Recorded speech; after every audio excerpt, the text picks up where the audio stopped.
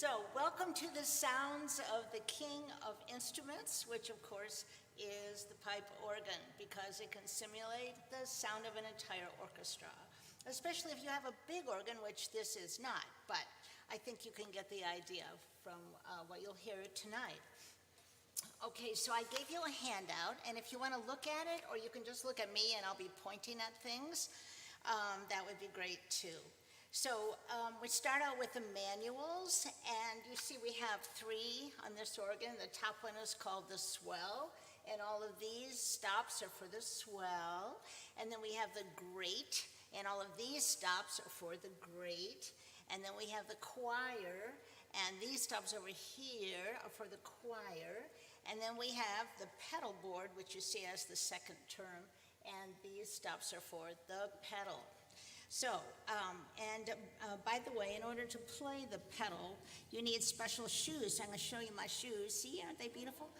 And what they are, they're basically character shoes, like with for tap dancing, but they have to have a distinct heel and then a real slidey kind of surface here, so you can skid around down there on the pedal board. Okay, then all of these white knobs are called stops. And when you pull one out, like if I pull the oboe, you'll get the sound of an oboe, and it opens up a whole rank of pipes that just the oboe will sound.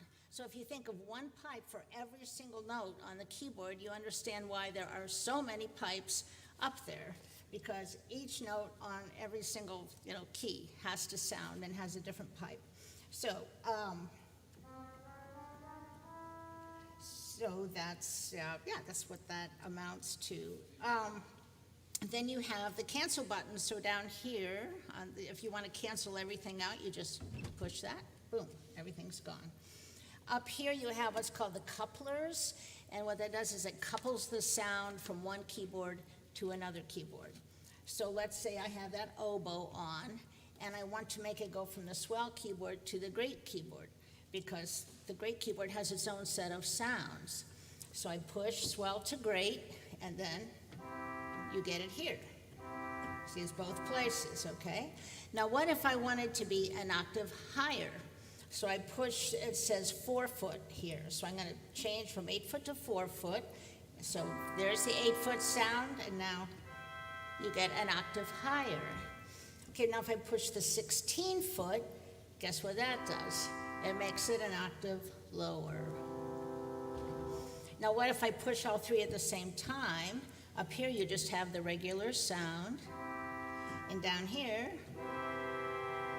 you have all of them combined. So lots of cool things you can do with it. Okay, then the pistons, that's these little buttons that are in between. So this set of pistons are like presets. So you can preset them to any combination you want. So at the touch of a fingertip, you've got exactly what you need. So these are for the swell, and these are for the grate, and these are for the choir. And these red guys, these are red over here, numbered 1 through 5. Those are generals, and if you can set the whole entire organ with those rather than just one keyboard. Now, this organ is a fooler because the choir doesn't have any pipes back there. So it's like a dummy keyboard. That is dumb. It makes no sound. And when they put the organ in way back in 1903, they thought, well, someday we're going to have enough money to put in pipes for the choir. Well, and then in 1949, they rebuilt the organ. And we're still waiting for that big contribution so we can have a choir. So if any of you guys feel generous, I can put a little jar up here, or a big jar, I don't know. Okay, then you have tutti, or SFZ, stands for sforzando, which in Italian means just big sound, right? And so if I put that on, it immediately makes full organ. Ta-da, right? Pretty easy. So that's what that is for. Then you have your expression pedals. So keep in mind that on the organ, no matter how hard I hit the note, it's always going to sound the same volume. You can't make it louder or softer like you can on the piano. So what in the world do? Well, back behind those two white screens, there are two like closets, and the closets have louvered doors. And so when I push this pedal down here, it opens the doors or it closes the doors and doesn't allow as much sound out. Okay, now some of the pipes are outside of the closet, and those you cannot control the volume, but the ones in the closet, you can control the volume. Okay, and then finally, on the far right, there are three pedals here, okay? The far right one is called the crescendo pedal. So if I have absolutely nothing on the organ, it will automatically add stops for me, so.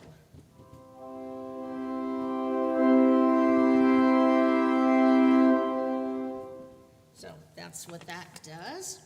And finally, you have a toe stud. So these are, I don't know if you can see them. I don't think you can. They're little silver knobs over here on the right-hand side. And again, those are just like these pistons, except it's for the pedal. You also have a pedal stud for sforzando. So if my hands aren't free like I'm busy playing, right? But I need to put on full organ, then I just push with my pedal, with my foot, that sforzando. And then I have it. Okay, at the bottom you just see there are flute pipes and reed pipes. I'm not going to go into that. You can just look at it. Turn the page, please. The next page is the interior of the pipe organ. So it's very elementary kind of illustration.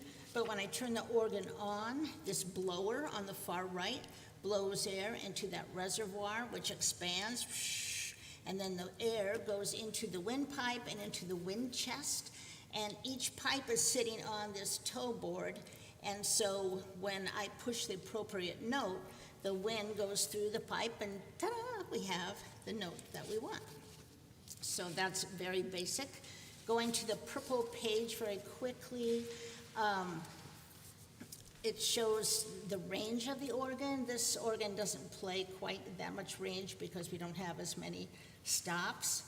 I put in pencil a few of the stops that are on this organ. As you see, there are 4 families of organ tone, and we have a few, but compared to how many you could have, it's not, it's a small organ. It doesn't have any chorus reeds like a trumpet or some kind of big brassy sound. It's not that kind of organ. It's more of a romantic sound. But, so it's a little frustrating, like at Easter when I want a really big sound and I can't really get it. But it's still a very lovely, lovely organ. So you can look at that later if you would like. I would like to get on to playing for you so you can hear what kinds of things this instrument can do. If you wouldn't mind not applauding until the very end, and then hopefully you'll feel like applauding. Okay, so we'll start with, I'd like to take you through the church year and play a representative piece for each of the major celebrations that we have during the Christian church year. So we start with Advent, and I'm going to play Come Thou Long Expected Jesus, and it's just in the pedal. You actually use this for an introduction to that song during the Christmas season, or during Advent. So here we go.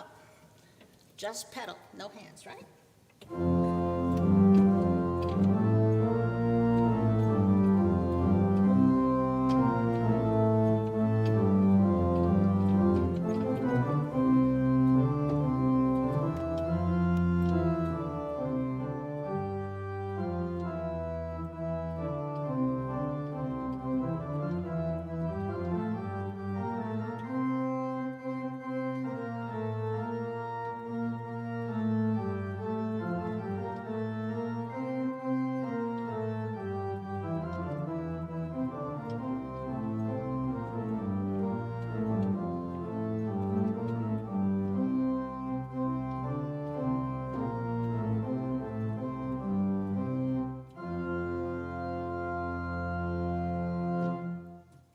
So that's Advent. Then we come to Christmas, and I know we just finished Christmas, and I'm sure you sang Joy to the World more than once, but this is an arrangement of Joy to the World that is combined with the little prelude in C major by Bach. I I hope you enjoy it.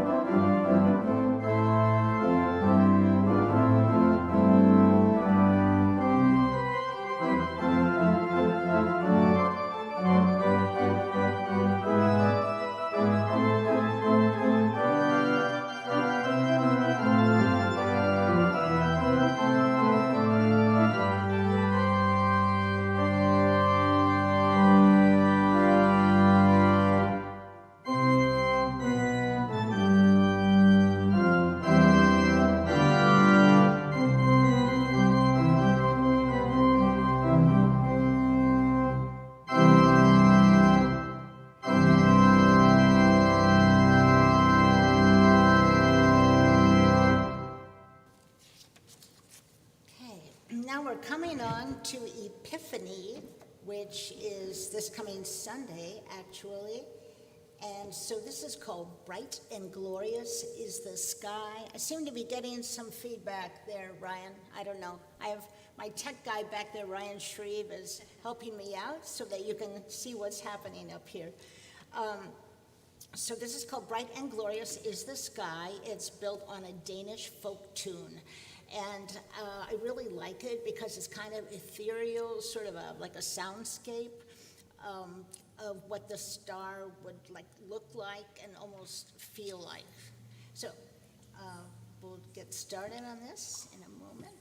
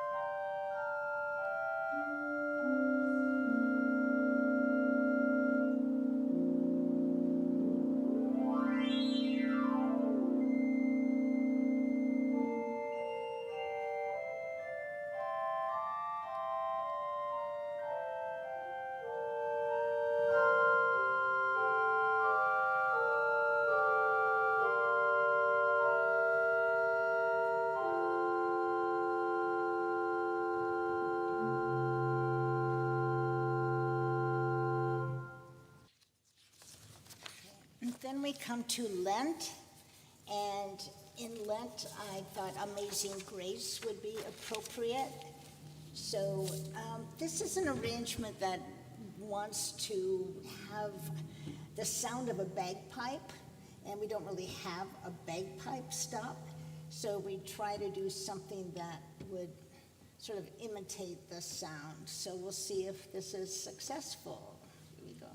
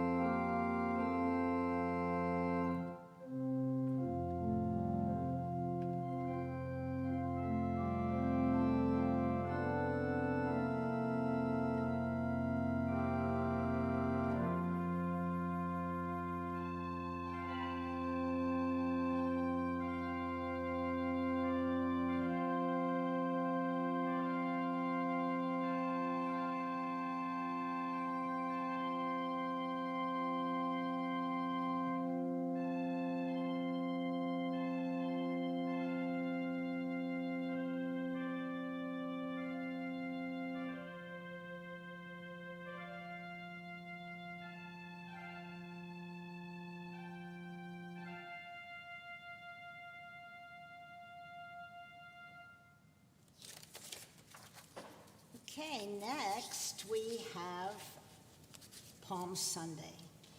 And so for Palm Sunday, this is a fanfare on Hosanna, Loud Hosanna. And you probably know a fanfare is just a very short sort of blast, kind of an announcement of something great.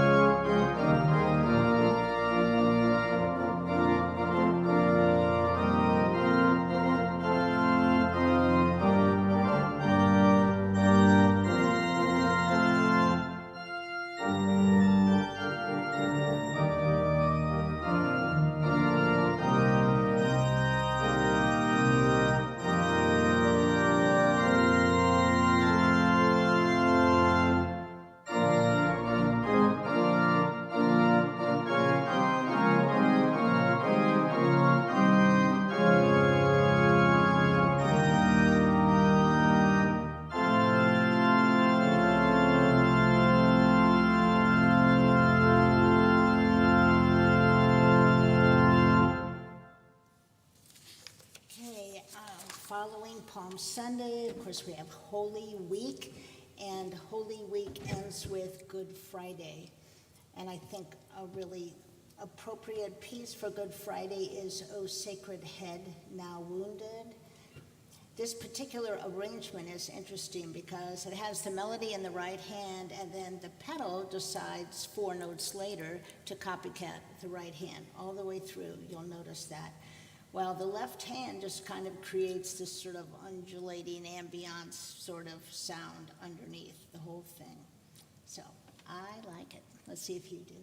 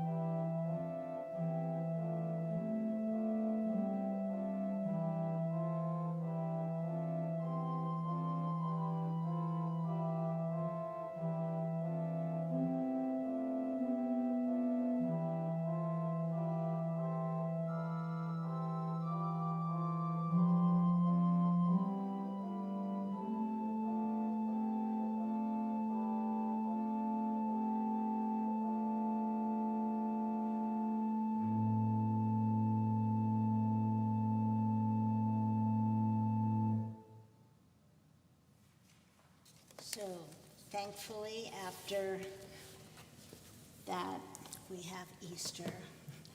And the most representative song for Easter is certainly Christ the Lord is risen today. And this is a toccata on that, which means there's just a lot of fast action going on.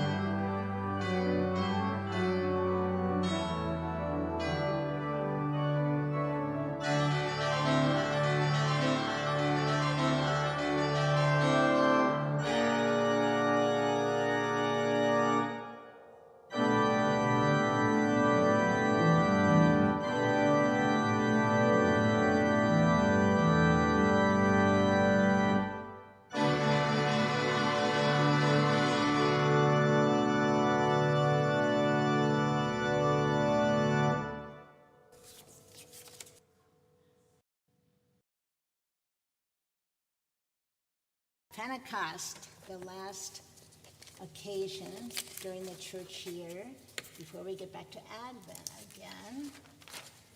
And this song is called Reflections of the Spirit, and it is a medley of 3 different Pentecost songs.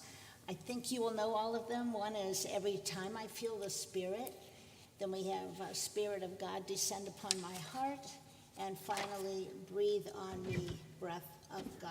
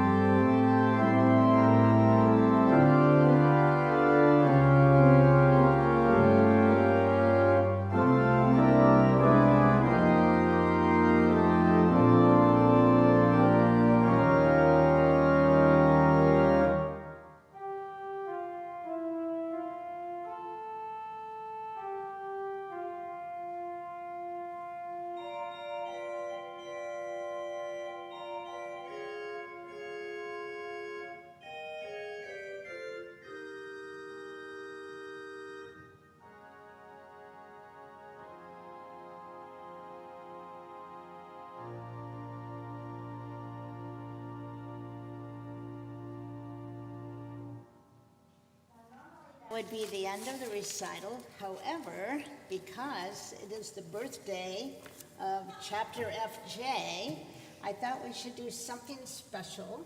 And so I'm going to play this crazy thing called Birthday Forever. And maybe you can figure out why it is called that.